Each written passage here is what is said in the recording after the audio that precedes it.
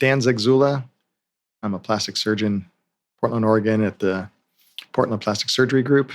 When do you see your breast augmentations back after surgery? How many times? We see all of our patients post-op day 1. I usually don't see them that day, but the nurse will.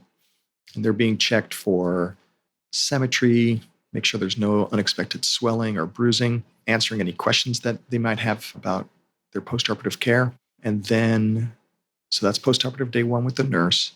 And then at 2 weeks, I see my patients, look at their incisions. And again, just like the breast reduction patients, if they're doing well at 2 weeks, I let them doing some light exercise, some light cardio, some light weight lifting. And then by 4 weeks, they're running. By 6 weeks, they're fully back in the gym and being active. And then we always see our patients. I make it a strong point to see my patients at a year with my breast augmentation patients because I want to check their implants. And then after that year, then I see them at 5 years. And then we start talking about screening their implants. And then I'll see them every 2 or 3 years after that until they're thinking about having their implants changed. When do they see their final results? How long does that take? Yeah. I think when they're above the muscle, they see their final results sooner. There's less swelling, there's less settling in. The whole drop and fluff phenomenon doesn't really happen when you're above the muscle.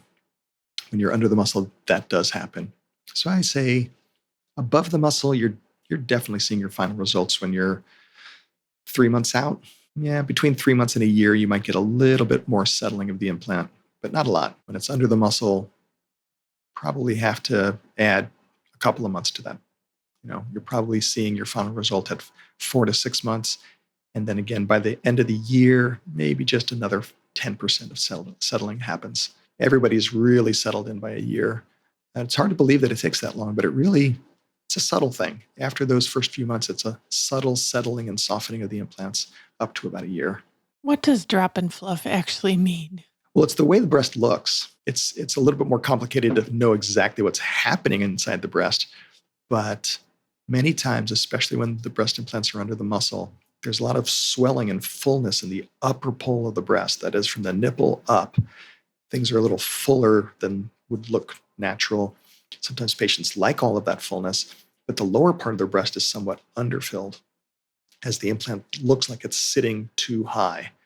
Some of that is implant position, I think, but a lot of that is swelling in the muscle. And then as that swelling goes down, and then the skin between the nipple and the fold, that is the lower part of the breast, that skin starts to stretch, and then the implant settles into its final pocket and looks more natural. It usually gets softer at the same time, sometimes more comfortable as the swelling goes down. And that's the drop and fluff phenomenon. And it usually does take a few months. I always wondered. Thank you. Yeah. And I tell my patients, don't buy too many bras until that has all happened because they're just not going to fit right. If you buy your bras too soon and then the dropping and the fluffing happens, then they just might not fit the way they did before. So that's good advice. Links to our guest's website and contact info are in your show notes. Follow us on Instagram at Where Before Meets After. Where Before Meets After is a production of The Axis, the podcast agency for aesthetics. THEAXIS.io.